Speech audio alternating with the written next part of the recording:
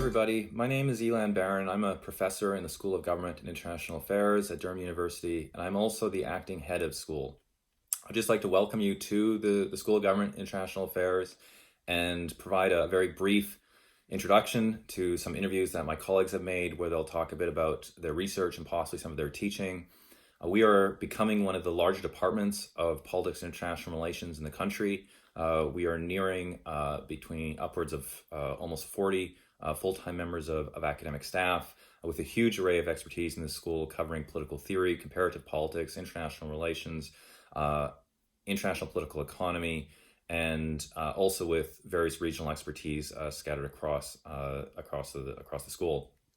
My own work is in international political theory and international political sociology, and I just want to say a few brief words about why I think the study of politics and international relations is really interesting and really exciting, and what brought me to the study of politics and international relations. For me, political science has always been about a few things. First of all, it's always been about the study of different power relations. Power, the concept of power is central to politics and international relations, but what we mean by power can be really different than what we might think. Political science is also characterized, or I should say is distinguishable from the other disciplines in the social sciences by its concern with the state. The state is always very important in political science, and that's one of and understanding the state, understanding its functions, structures, the normative features about it, theories of state, all of those are really important to political science. But I just want to mention a little bit about power here, and then I'll sign off. And to do so, I want to point to this piece of artwork just behind me and just above me. So this is a piece of artwork by Andy Everson. It's called Resilience. He's a First Nations artist from Vancouver Island in Canada. That's where I'm from, the Pacific Northwest. And this particular piece of work is called Resilience. And for those Star Wars fans, you'll recognize that the armor that this individual is wearing is that of Boba Fett. But the artwork on it is clearly not Star Wars. It's characteristic of the artwork of the First Nations peoples from the tribes from the West Coast. And it's a very interesting form of cultural appropriation, but a reverse form of cultural appropriation. I think this piece of artwork represents different forms of power relations, right? Cultural appropriation, political economy, understanding the meaning of this. What does resilience mean? What does it mean for a First Nations person, right, to use this iconography and to call it resilience? What's at stake in that? Does Disney care? They're aware of these artworks. They've actually allowed Andy to keep producing these artworks, provided he doesn't make T-shirts or baseball caps or keychains, things like that. I think the last point I want to make is why should we study? Is an answer to why should we study politics and international relations? I think the reason for that is because when we study politics and international relations, it gives us the tools to help make sense out of a very complex world, so complex that it can actually be very, very difficult to find any meaning whatsoever in that world. And the study of political science helps us to identify what those meanings are and why they matter.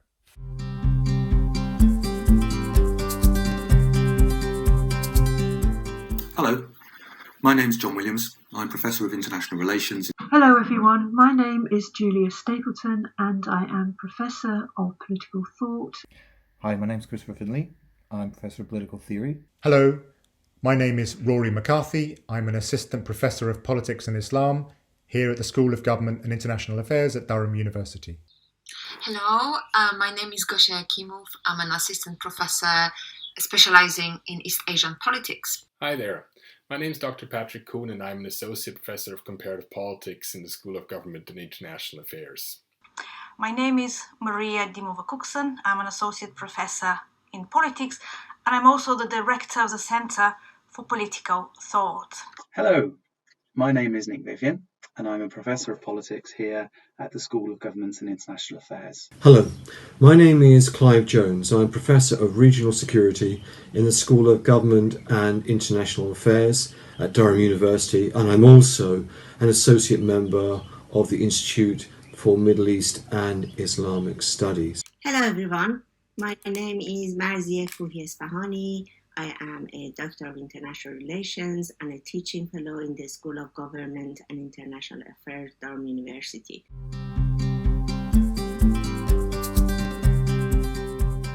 I want to talk to you a little bit about some of my research. And my most recent book How to Save Politics in a Post-Truth Era.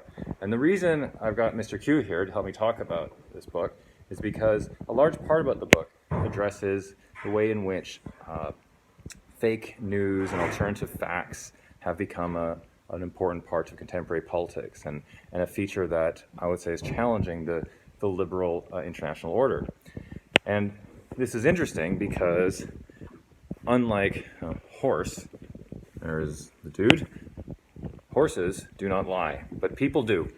Horses are very honest. They tell you what they think. They're very clear. But in an era of post-truth politics, one of the characterizations is that truth, at least in any meaningful sense, is really absent from political and public discourse. That what matters is not what is being said, but who is saying it. And people end up believing claims that adhere to their pre-existing narratives and believe people that represent in some fashion those pre-existing narratives. If anything, and this is the point I want to conclude on, because it's the same point I conclude in my book, one of the characterizations of the post-truth era is the absence of political responsibility from public life. I think the challenge all of us has is, as engaged citizens, will be to reincorporate and reintroduce and emphasize the importance of political responsibility in public life.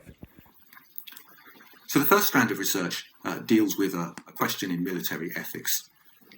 And we have a very well-established set of concepts and ideas and theories for thinking about military ethics in international politics.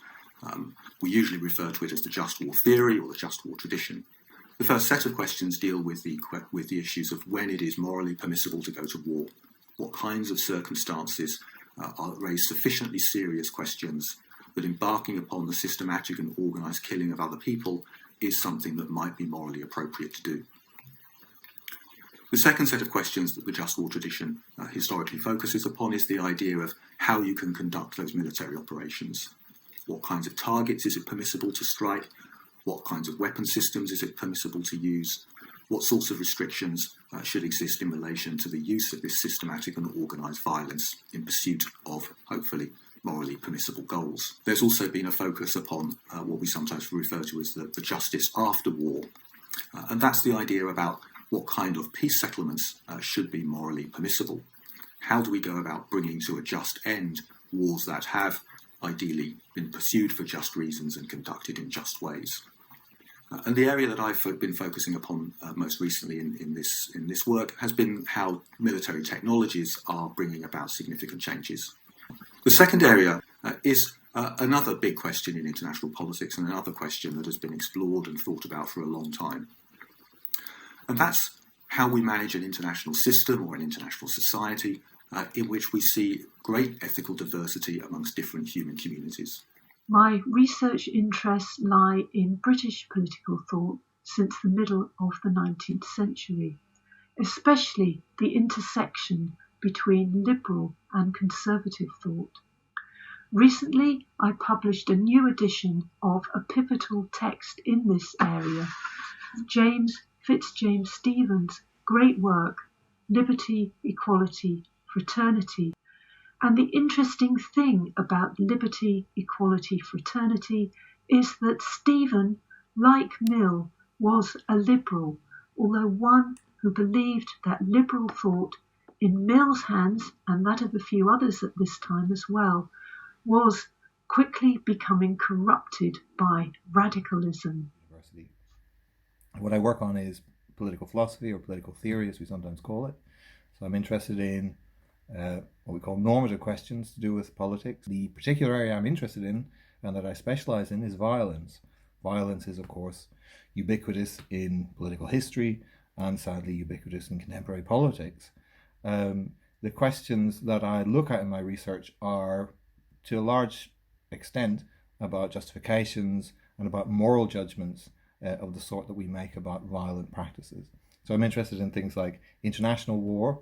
I'm interested especially in wars or armed actions as they may occur within states, things that we associate with terrorism, or things that we associate with things like revolution and rebellion, perhaps when we're describing cases that we're more sympathetic to. I'm really interested in how we make judgments and how we evaluate different cases of political violence as they occur whether they're conducted by states or against states or within states. So this has resulted in a book that I published in 2015 called Terrorism and the Right to Resist, which offers an account of what justified armed rebellion or armed resistance looks like. What sort of conditions would there need to be to justify a resort to arms, whether it's in resisting a foreign occupier or an oppressive regime or state. Most of the research I've done in the last few years has been about Islamism. So these are political movements motivated by a religious reference. I wrote this book about Islamists in Tunisia, which is about how a movement transforms from a religious preaching group into a professional political party that sits in government. And to do the research for the book, I spent a year living in a city in Tunisia, interviewing and observing Islamists, talking to them about how they survived decades of repression under an authoritarian regime.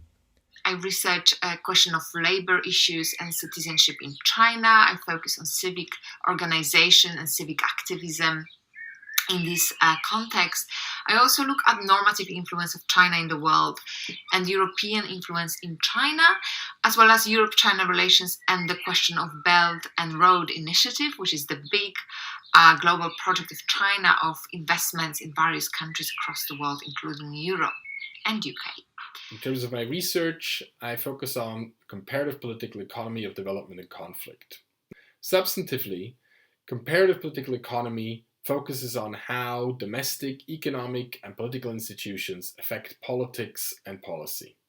In terms of methods, the way I use it, it uses economic models and methods to understand things that aren't markets. Things like development and conflict. My current research focuses on the causes and consequences of election violence. Election violence is violence occurring during election campaigns, on polling day, or immediately after the polls have closed. Election violence is quite frequent even today. 25% of all non-OECD countries experience election violence in some form, and it's particularly frequent in Africa and Southeast Asia. The most challenging part is that election violence is an illicit activity. That means the actors are aware that it is forbidden, and most importantly, they will engage in activities that try to hide their use of violence. That makes it hard to record data systematically and in sufficiently fine quality. My research and my teaching are in the field of political theory. Political theory is situated in the crossover between politics and philosophy. So this overlap there could be, some would call political philosophy, some would call political thought. So this terminology, political theory, political thought, political philosophy, they're not identical, but they are very similar. So we turn to political theory when we have big questions. When we have questions like, what is the fairest type of society? What are our duties as citizens? What is a legitimate government? What can we do about global poverty, about global inequality? We have many of these big issues today. So we are surrounded by the rise of populism. We have post-truth politics. We have climate change. And most recently, after Brexit and with COVID-19, we have the unpredictability of the future. My narrow specialism is in theories of liberty, and I run a module with that name. So why is liberty important? It is one of the biggest, the broadest, the most diverse concepts in political theory. The word liberty is used in many senses, and that has resulted in varieties of concepts. So my research is centered around four key themes. Public opinion and electoral politics. So what do voters think and how do they gather information? And then what do they do when it comes to elections? representation and accountability. So how do voters get represented in a democracy, and how good are the accountability links between voters and those they elect? Much of my research focuses on British politics, although not exclusively so. And a lot of my research uses surveys and experimental survey methods to get at the questions that I'm interested in. Give you a few examples. One project looked at the MP constituency link in Britain and whether MPs are responsive to the policy opinions of their constituencies in the ways that they behave in Parliament. Another project I've worked on in the last few years looks at how we can measure the importance voters attach to different policy issues. My main research focus is very much on Israeli politics and Israeli security, as well as Gulf security and insecurities, and that is widened to embrace, for example, the ongoing conflict in Yemen. And that really has been sort of the focus of my main writing and research area as well. So more recently, I published a book which examined for the first time and in great depth Israel's relationships with the Gulf monarchies, new alliances that are now reshaping much of what we thought about alliance and alliance making across much of the Middle East itself. My area of expertise is international relations and security of the Persian Gulf and South Caucasus. My latest publication is this book, which is Iran's foreign policy in the South Caucasus. My very niche expertise is Iran's politics, especially its foreign policy and relations.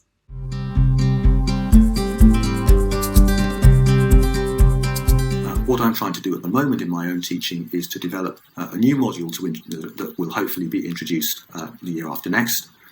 So the first part of this module wants to make an argument that we need a far more diverse a world historical perspective, rather than one that tends to take the idea of the expansion of a European society of states, starting in the perhaps late 15th century, certainly from the 16th century onwards, and which globalizes that society primarily through forms of colonialism and imperialism to create a global international society.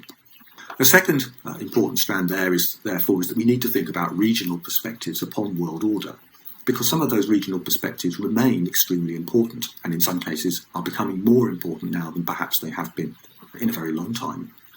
So alongside world history and regional perspectives, the third strand of the module also wants to draw upon non-Western and non-elite perspectives upon international society. And here we draw upon theorizing that's often known as decolonialism. So those ideas of diversity, a diverse history, looking at regional perspectives, drawing upon the diversity of non-elite communities, play a powerful role in both the research that I've been doing and also in the teaching that I'm developing. Currently, I teach the Level 2 module, Foundations of Western Political Thought. Here, we study the ideas and the texts of the main thinkers in the Western tradition, from Plato to the 19th century, and thinkers such as John Stuart Mill, Nietzsche, and Marx. What I teach at Durham is primarily a specialist module available as an option for finalists, and the title of the course is The Theory and Ethics of Political Violence. So I look at some of the problems I've been telling you about, non-state violence, rebellion, resistance, and revolution. Does violence have a role in these things? Should it have a role? If so, what role might it be given and in what circumstances? But I'm also interested in violence as it's associated with the state itself. Is violence essential to the state, or is it in some way alien to politics and something that the state exists in order to try and exclude from political life? I'm interested in particular practices also that raise really difficult questions like torture and the forms of interrogation that some people have tried to justify, particularly during the War on Terror. These raise difficult conceptual and moral questions that we talk about in the course. So for second year undergraduates, I teach the module The Middle East in the International System. This is about how we apply theories of international relations to understand events in the Middle East. So we'll discuss in detail the Israel-Palestine conflict. We'll think about US involvement in the region. We'll look at counterinsurgency, at the Arab Spring. And we'll look at feminist approaches to international relations to see how they can make us think more critically about some of these problems. For third-year undergraduates, I teach the module Muslims and Politics in the Modern World. This is about how we should understand the relationship of religion and politics, which is a big issue in political science, with reference to Islam. It's partly about the history of ideas of Islamic reform, of Islamism, but it's also about taking a comparative approach to politics in Muslim-majority societies in the Middle East, but also beyond the Middle East, places like Pakistan and Indonesia. We'll discuss how Islamists try to implement their project, and we'll discuss very difficult issues of political violence, looking at groups like Al-Qaeda and ISIS. And then for master students, I teach on the module International Politics of the Middle East, which uses theories of international relations and comparative politics to explain and analyse events in the region. So we'll have discussions about whether realist theories of power or constructivist theories of ideas and identities better explain what happens in the region. We'll discuss the politics of oil. We'll think about how alliances form. We'll think about how proxy conflicts are fought. In SCIA, I teach master degree and undergraduate modules, both related to East Asia, as well as my own module on China for level 3 students.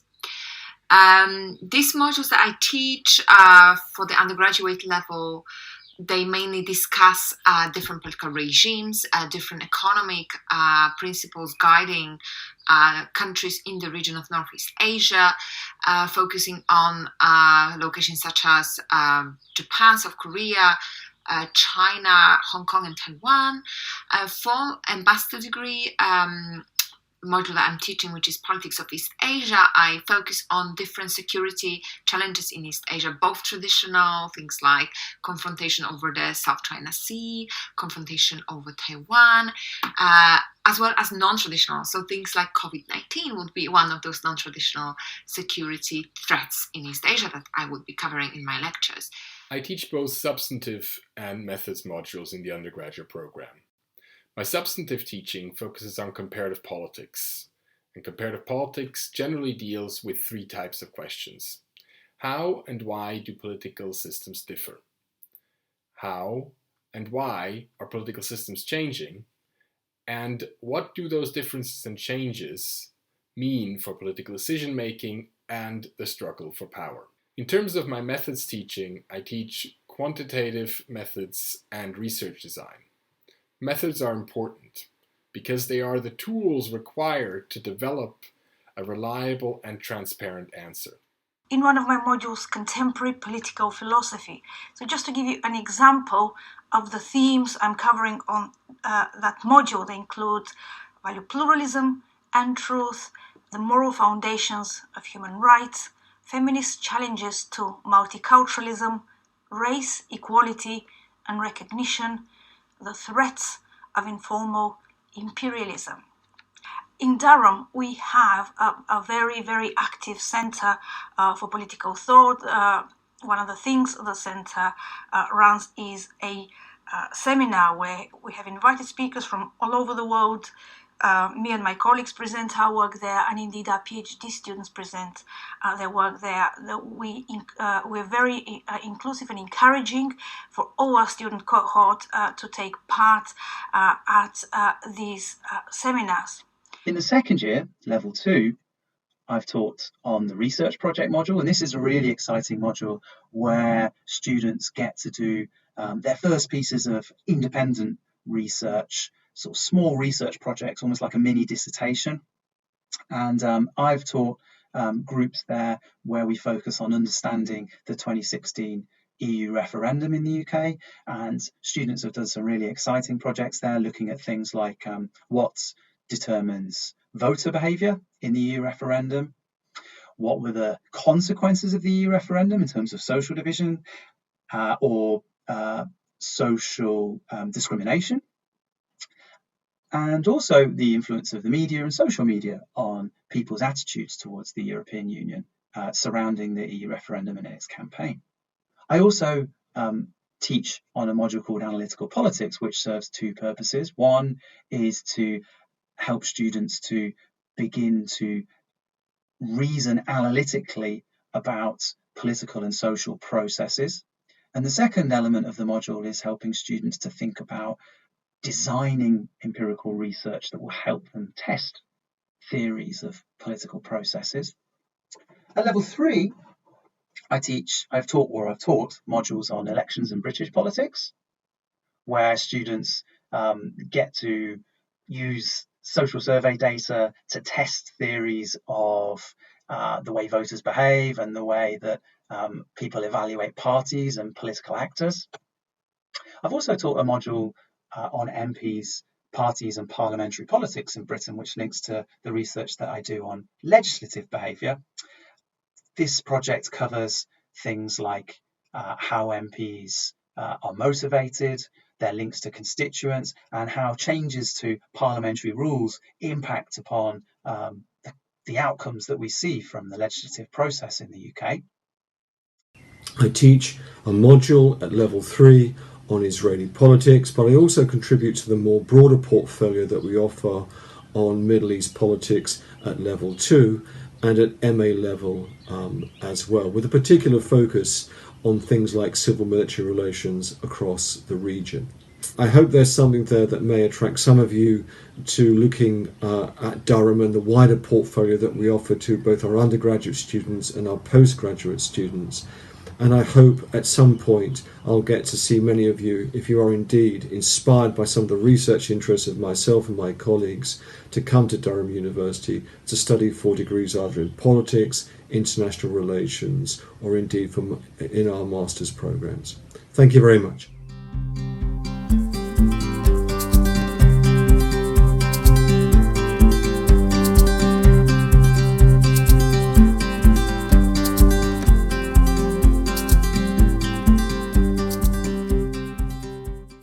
I know that the clip that you just watched was a bit on the long side, and it needed time and patience to go through it. However, our purpose was to give you an idea of the kind of academics that would be responsible to support your learning experience. We try to provide for our students a fulfilling and enjoyable learning experience. It is fulfilling in the way that it provides the knowledge and also transferable skills which would help the graduates for their next destination, whether it is going for postgraduate studies, for PhD studies, or for finding a job. We try to make it enjoyable by using various types of pedagogical approaches, by using methods and theories which helps students learn better, but also enjoy their learning. For example, in my own modules, I use debates, we do team presentations, we do counter scenario building, role plays, lots of fun activities which helps students to acquire the knowledge, but also practice their communication skills, their presentation skills, and so on. We also support our students very effectively. So you would not be alone in your learning process. You have face-to-face, or if it is still Corona is still going around, online meetings with your tutors, with your lecturers and module conveners. Hope you enjoy watching this video, and look forward to see you in Durham.